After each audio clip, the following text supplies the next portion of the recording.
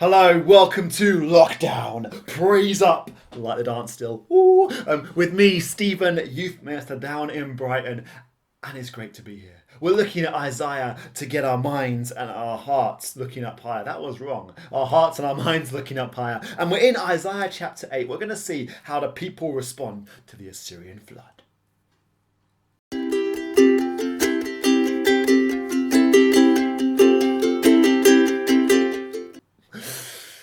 Welcome back to my office. Oh, great to have you with us. Let me show you a treat, a delight, something that my youth group made that I'm so proud of. In fact, I'm so proud it's on my shelf. It looks weird. This is Shalom's Grinning Granola. My youth group made this as part of an apprentice challenge thing. It was a cereal box with a cereal that they invented. Look at it. I love it so much because it reminds me of such good and happy times. And it goes on my shelf and I look at it and go, Shalom's Grinning Granola. Anyway, enough of that. It's time for our daily challenge. And today is a real fun one, I think. My challenge for you today is to plant something. In here are some seeds given to my mum. Thanks, mum. These are Sugar Snaps peas.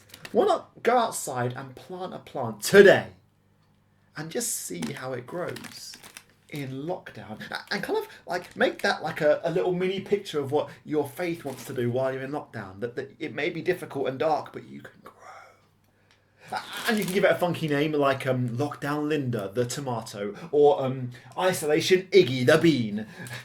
Here's a tomato plant that we're growing. Aww.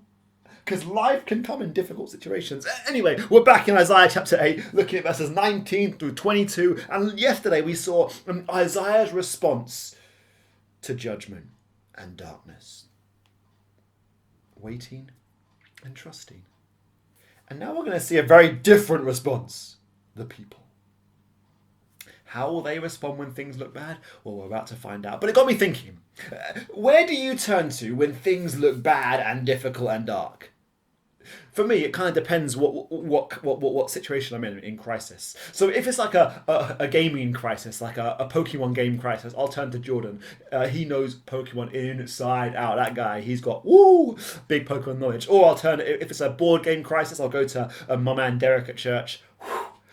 But if it's more important crises, like a gardening crisis, then Lizzie, green-fingered wife, she is very skilled. Or even more like knowledgeable than Lizzie, her dad, Jack. Wow, that guy is an incredible plantsman. Is that a word, plantsman? I don't know. But if it's a medical emergency, like this cut on my thumb, I'll phone up Grandma. Because Grandma, wow, she knows her stuff. She is the place to go for medical emergency stuff.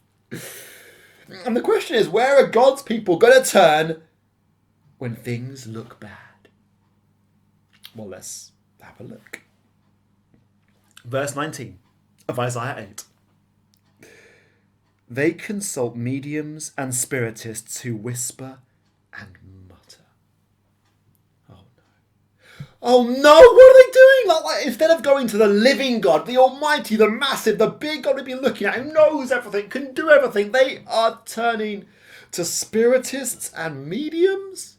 That kind of means like fortune teller kind of people. What are they doing? It's kind of like they're tired of waiting for God to fix things. And tired of putting their faith and trust in God. And so they're like, nah, we've got this, God. Allow you. They're turning to people to fix things. Look at Isaiah 8:22. They will look towards the earth. This is looking towards the earth. Looking for people to fix what only God can sort out.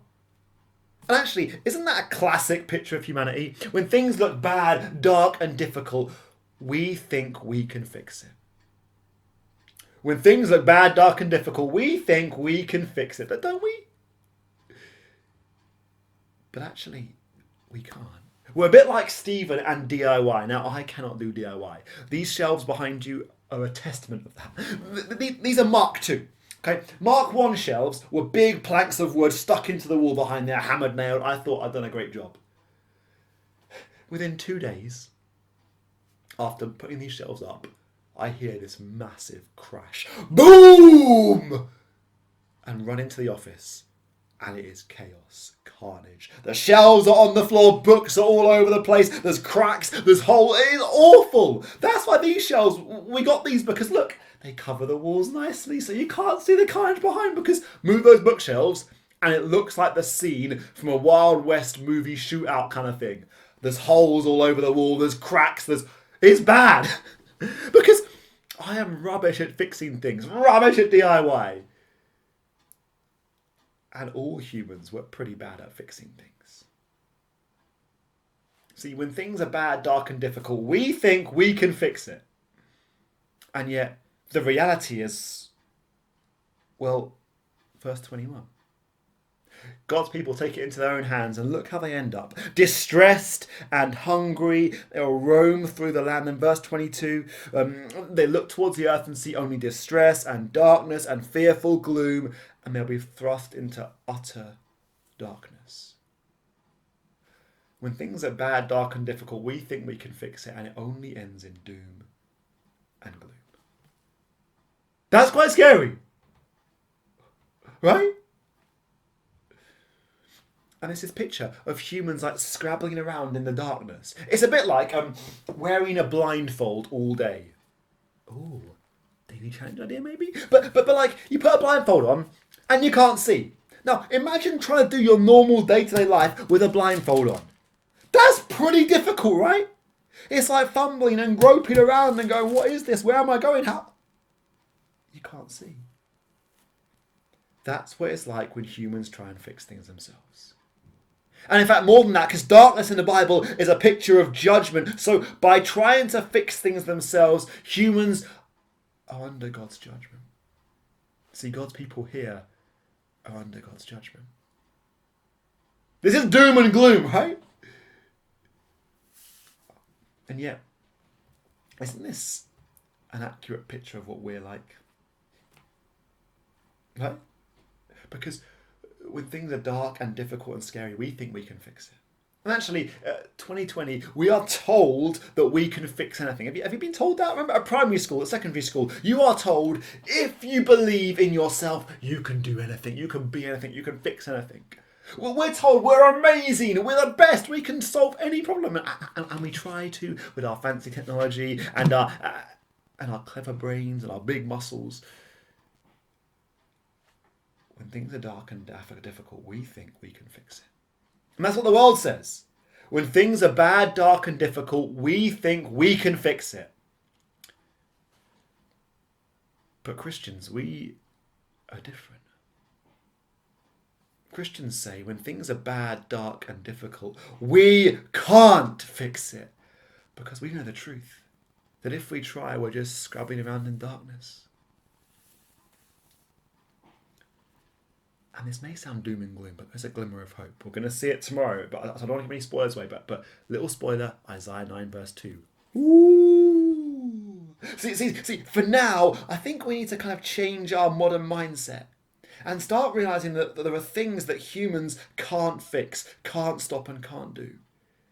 And actually, this virus has kind of shown us that, hasn't it? It's shown us that we're limited and we're not almighty, not all powerful. But there's bigger things that we can't fix and control, even than the coronavirus. Judgment, sin, death. We humans can't do that. We're not as big, as clever, as strong as we thought. We need help. See, we need to learn to say, when things that are dark, scary and difficult, we can't fix it. We need help. And so this is a great time to say sorry. And to kind of humble ourselves. We don't often say that, but that kind of means make ourselves smaller. We need to see ourselves rightly. And so why not start by saying sorry after this video? To say sorry to God for thinking you can do things on your own. But to say sorry for God for thinking and trusting your own cleverness, your own might, your own skill, your own technology to get you through life. To say sorry for trying to fix things on your own. And it's a great time to say to God, God, I really can't fix it. I need help. And that's a great place to be in. That is an amazing place to be in. So get to that place, because tomorrow we're going to see where help comes from. And man is amazing. Man is bright. Man is beautiful. When things are bad, dark and difficult, we can't fix it. We need help. Let's pray.